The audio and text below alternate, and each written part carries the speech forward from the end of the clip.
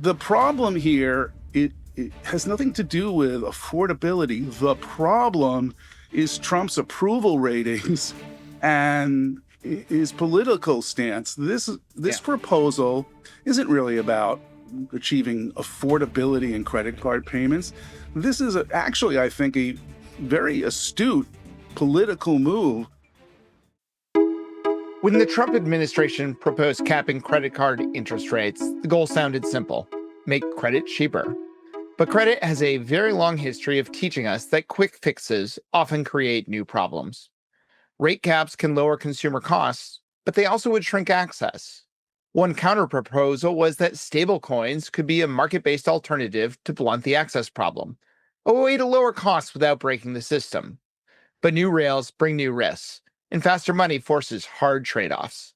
Whether we like it or not, new rails still call into question who gets credit and at what costs. So the question isn't just whether stablecoins can lower interest rates, it's whether they change the economics of credit, or do they just move the consequences somewhere else?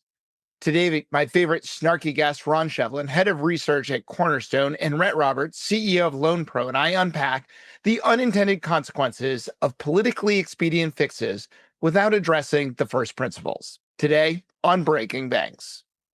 Ron, your piece in Forbes, you did a good job outlining part of the proposal. We'll get into some of your beliefs around the why it came into being, but why don't we start with the what around the proposal that has come out of the administration by executive order, which is interesting, that hasn't been done before around this. But where did the idea of the 10% APR cap come from?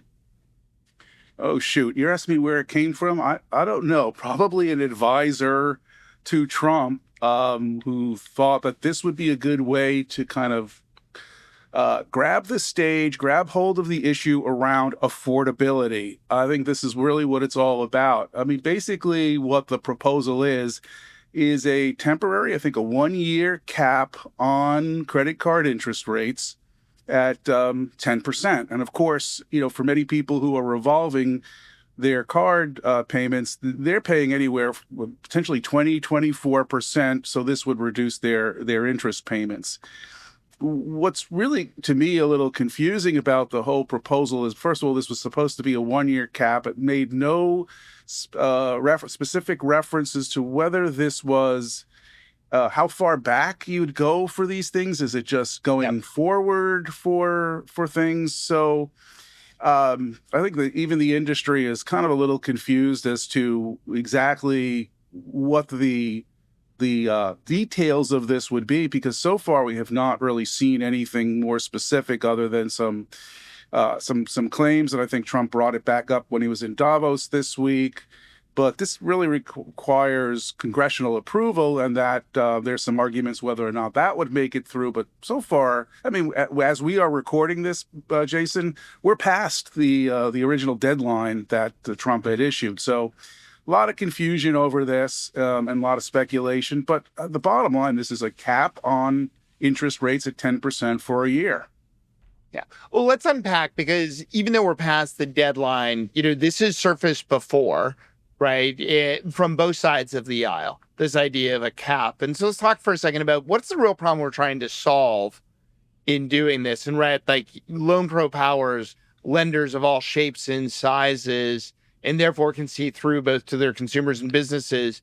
What do you see as the real problem the cap is trying to solve? Yeah, I think Ron's correct. This concept of affordability, it's been kind of popular as far as people are interested for clickbait to learn more about it, right? Do I get a lower interest?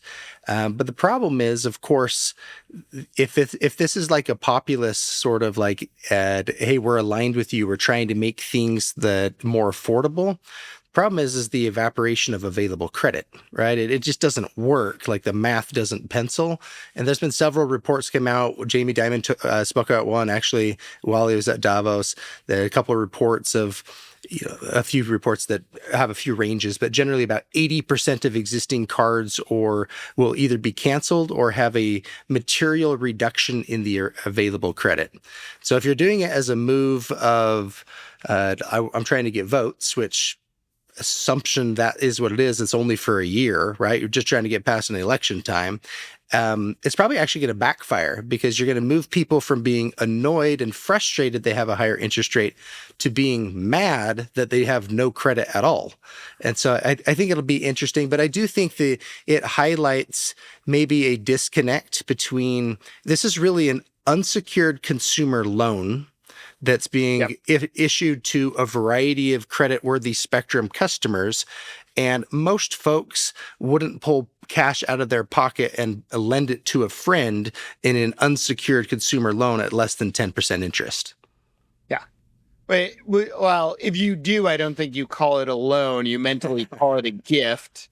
And with no expectation, it probably gets paid. And I think we're maybe all three in like strong alignment that like this is not solving the underlying issue, which is affordability, is people are using credit to finance this. But if you were to put a cap on, I think we would also all agree it is going to push things into alternatives. And one of those things, and Rhett, let's pick this up with you, is you have this thesis around where do stable coins begin to play into this? Like, does that begin to create an alternative, to the traditional credit card system? Yeah, it's a great question. So if you think about cards, there's really two different kinds of use cases for cards. There's transactors that are paying their bill off in full every month, and then there's folks that carry a balance, and there's rewards that happen on cards, and generally they're trying to be kind of competitive, and so the reward funding mechanism is generally the interchange that happens. Sometimes they'll dial the rewards to be greater than the funding that occurs only from interchange, so it's having transactors be subsidized by folks who carry a balance on the APR side. So all of that gets disrupted. Like that whole thing goes in the blender and changes if the APR happens. But a completely separate thing is, let's imagine it does happen, which I'm not saying that's my point of view, but LoanPro has received lots of phone calls in the last couple of weeks of like, okay, let's imagine it does happen. As a lender, what do I do, right? And there's folks who are trying to say, okay, great, I need to provide the convenience of a card. It's pretty easy to pay for things on a card. I love the convenience of a card. Is there a way to continue to still provide convenience of card, but then connect that with a financial instrument? Might be a closed-end installment loan. It might be a line of credit that looks a lot like a card, or a more bespoke lending product that matches. And so there's a few different strategies. We actually signed a deal with MasterCard for something called Loan on Card that's been in the news of recent. The idea that a lender could issue a closed-end installment loan, and then they could provide access to those proceeds through a 0% interest credit card. So that's a sort of a one of the channels that could be done that marries the convenience of payment, but a different financial instrument that's actually a closed-end installment loan. But to your point of stablecoin, absolutely. Stablecoin has a lot of that. If you think about what happens with a credit card network, right? There's a brand recognition. There's significant value in the brand that you can go anywhere across the globe. You can see a logo that you represent. You've never met this person before, and they're willing to do services, and you can pay, and everybody trusts that. So there's significant value in that trust component. But there's also the transmission of the money. Well, stablecoin has a huge leg up on compared to the way the traditional system works with that. And then there's this concept of that stablecoin has not solved, which means it's not right out of the box solving, of deal with it later. And I think one of the things the card network has done really well is if you were to do a transaction that you bought something on Craigslist or whatever from somebody, and you showed up to pay them, if you paid them in cash, you kind of know if there's a problem, you got to deal with it now, right? Like you better figure that out inside the transaction. But if you paid for something on a card, there's this idea of like, if there's an issue, I'll deal with it later. Stablecoin hasn't quite figured that out yet because the protocols and rules of like how chargebacks and how the roles of who's a merchant, who's all those things would be figured out. But I do think there is a very viable opportunity here for stablecoin to solve a component of the network.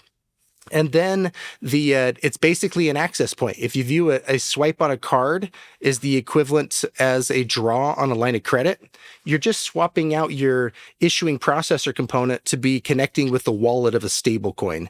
And instead of the stablecoin being tied to a stored value wallet like a debit card that you're pulling money out of the existing wallet, the concept is a different financial instrument would be in that wallet that's the equivalent of a credit card. I don't have money in this, but when I go ahead and spend, it's going to be a draw on a line of credit. And I think there's a very viable opportunity for a parallel rel. Hey, Ron. Jason, before you get to the next question, I do want to just react to what Rhett said, because I think he's really spot on with some of the scenarios.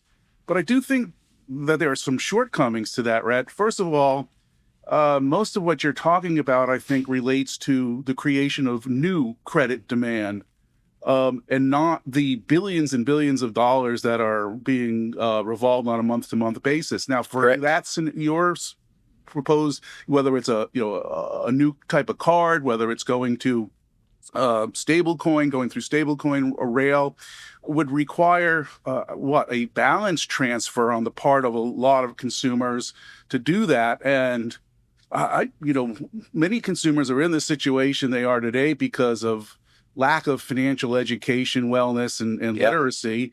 And so I don't even know that many consumers are in that situation, understand what balance transfer is, how to do it, why they would do it, and so forth. And so I think we're asking a lot of that new type of capability to address the existing demand. I don't doubt for a second that what you're talking about would help address the new demand, but Correct. over the course of a year, I mean, if you're Cap One, Citi, Chase, how much are you going to invest in this, knowing that in a year from now, everything kind of goes back to normal? Yeah, that's absolutely fair. And all of my circumstances were based off of conversations we've had with folks to say, how do I pivot? What do I adjust products to be? Which is all based off of new things. But you're absolutely correct. Existing revolving balances. Well, first of all, there's no clarity on what the interest rate caps mean. We assume it means if I carry a balance that's outstanding now, that as of whatever the start date, which was January 20th, that's now in the past, I have an interest rate change down to a 10%, almost like an SCRA or active duty military change. But no details are out there, so nobody really knows. Yeah. Hey, Jason, the other thing I just quickly want to jump in on, you asked the question, what's the problem being solved here? And I apologize if this sounds somewhat cynical and sarcastic, but hey, I do write the Fintech Snark Tank. The problem here, it has nothing to do with affordability. The problem is Trump's approval ratings and his political stance. This proposal isn't really about achieving affordability in credit card payments. This is actually, I think, a very astute political move. On one hand, he's co-opting the Democrats' position, who've been yelling for interest rate caps for years. And so now what he's doing is co-opting theirs, getting them to have to buy into it. So then when it all backfires, guess who he can point at? Sanders and what's her name? Warren. Massachusetts there, Warren. And second of all, he's got a problem with his base right now. It's a 4-letter acronym. I'm not going to use it because the last time I used it, I'm pretty sure I got censored on LinkedIn for using that 4-letter acronym. But, it represents his base, and they're not real happy with him right now because of a lot of the foreign policies. So he's throwing them a bone with this, which is, aligned with what they're looking for. So I think this is really, the problem is Trump's political standing, nothing to do with affordability or consumers. Well, and if anything, Ron, I worry it makes it less affordable because let's focus on the new issuance piece that, the Rhett scenarios for a second, just play it out over the next couple years. I think you can't avoid the fact that risk-based pricing is going to make its way back in. But what we've done is if we're pushing it to stable coins and wallets and outside of things where, for good reason, regulation and consumer protection has been worked out. You may not agree with all of it, but we've found a level of stasis that works relatively well. If we push it onto stablecoin and outside of the credit card rails, and therefore also outside of the credit card regulation attached to this, are we actually going to see the risk-based pricing may actually become worse? Because, as you both pointed out, if you're doing unsecured consumer lending to someone you don't know, you're probably not pricing at 10%. Like, is it going to become more usurious than what we're seeing? Well, I think that the products become bespoke to the use case. And so there's some caps today in network rules that don't serve certain markets because of the risk-based pricing. And so you could have a lending product of the entire spectrum. There's a price you do all kinds of things at, right? And so you just have to get the right interest rate that's going to be tied to those and the math to it. But I agree with you. And the devil's in the details about how you define, like, if you did a stable coin transaction, is that subject to the Card Act? Well, it depends on how you define networks, and so there's a lot of those things to try to figure out the details of. But if the premise of how you framed that, if that's correct, if doing a stable coin transaction is a going around like the Card Act or the definitions of what a network is for a credit card, then yes, I think you're correct. You'll have both good and bad actors, but we can look at the state level to see what happens. When you go ahead and go to somewhere like Texas that does, they do retail installment sales in Texas. They also have a 10% usury with two big carve-outs. If you're a depository, you're not subject to it. And if you sell the thing that's being bought, you can do the retail contract sales, so that you're not subject to it. But any random person who wants to give a loan there, they have a usury at 10%. And so what they end up doing is creating called CSO loans. And this idea that you introduce another third party that they're going to service the loan and they charge a fee for that servicing. That fee doesn't count as interest. You can charge a 9.9 interest rate plus a servicing fee. It's actually a worse deal for the consumer. We'll find stuff like that for sure would happen. People are smart. They'll adjust and they'll pivot around things. Ron, I think you made a similar argument around this with buy now, pay later being just an equivalent that is using some regulatory arbitrage around credit card and unsecured consumer lending. Are there any lessons there in terms of how he's seen BNPL play out?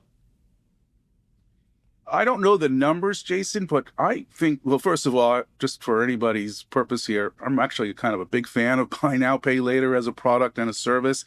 I kind of do see it as sort of the entry-level credit card. Instead of issuing somebody a credit line of $100,000, $500,000, you're basically giving them a line of credit for a particular transaction they want to make. And if they pay that off, then they earn the next one and so forth until the issuer can see enough of a pattern in which to actually issue a unsecured loan in the form of a credit card. Yeah. So I think, what happens here with this is if you can, and I think Rhett's kind of making this point, although he didn't mention buy now, pay later, is if you constrain the amount of credit that's being issued through the credit card, then first of all, the financial institutions are going to find workarounds to make up for that. But second of all, the consumers or the cardholders, the borrowers who are being impacted by this are going to turn to other products. So they're going to turn to buy now, pay later, which will increase a lot of the demand for that, and then potentially even cause more problem from their bottom line if they're not making payments on time,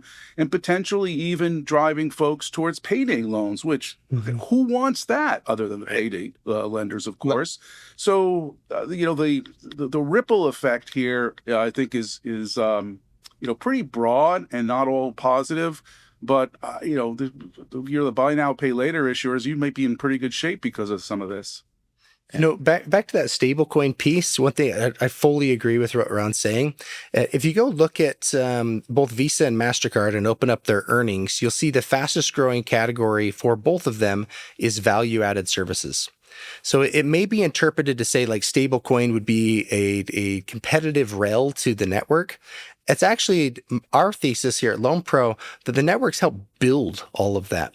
They have this platform of how you build it, how you deal with the problem later with the chargeback processes and the rules. You see Visa getting involved in a lot of stablecoin settlements and transactions. It's currently a small number in comparison to the overall numbers, but it's still a big number. We're seeing some volumes that happen. So I think this actually turns into a meaningful way to expand beyond the aperture of what's the normal network. And I fully agree, embedded finance offers that convenience factor. And if you can provide the convenience married to the right financial products, we're starting to see a lot more hybrid type products. And the convenience factor that the networks provide is super useful.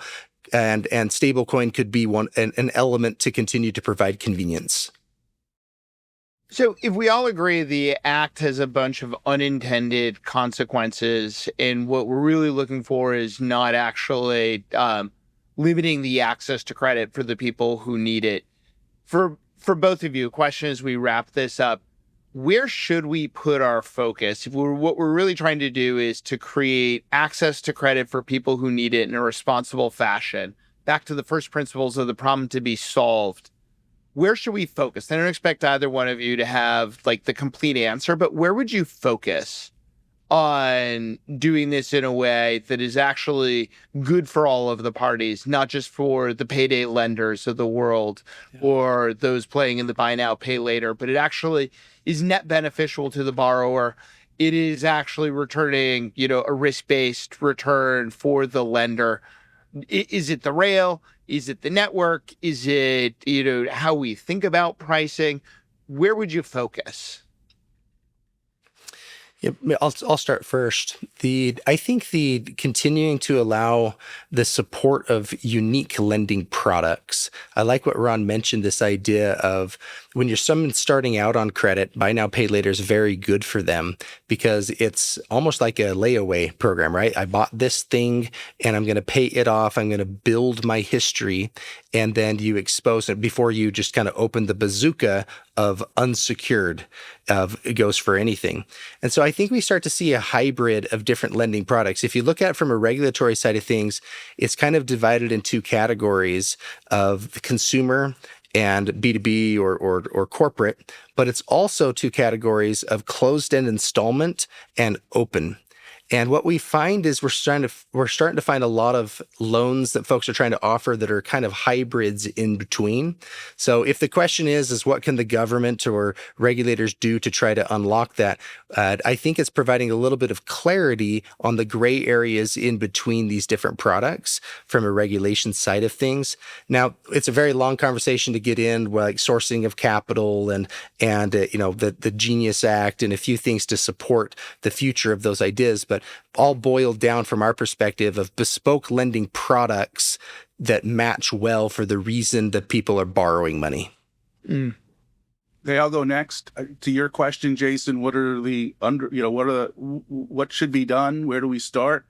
I think the onus of this comes on nothing that's actually internal to the financial services industry, but to economic policies that drive real income growth and cap in the inflation rate, because this is the underlying problem why consumers are running up debt and having to pay a lot of high interest rates on their revolving debt, is that their income isn't keeping up and the inflation rate's not coming down sufficiently to make their income gains real from a positive perspective.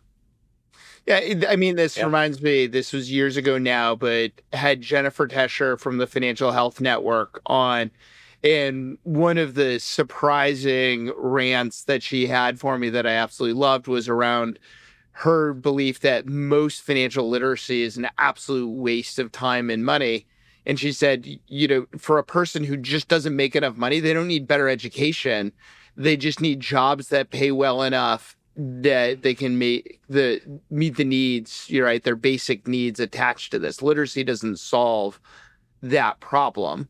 And Rhett, I like what you said around tailor-made products rather than one size fit all. If we think of debt as that blood instrument, which often, right, like I tend, especially in a consumer point of view, to be relatively anti-debt as being toxic to the point made earlier. People don't really understand how their balance transfer and APR and all of that works, right? So it can be inadvertently really bad for them. I like this idea of more tailor-made.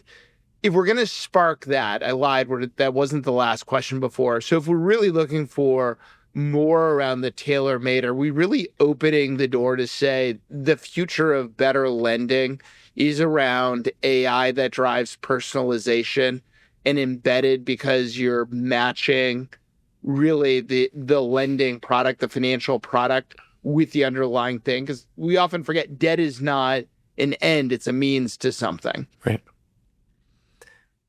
Boy, that's a big question on the AI piece, right? So the AI piece will, I think, sort of expand and what folks are trying to do. So there's obviously lots of conversations about agentic agents being permissioned to go do shopping on your behalf.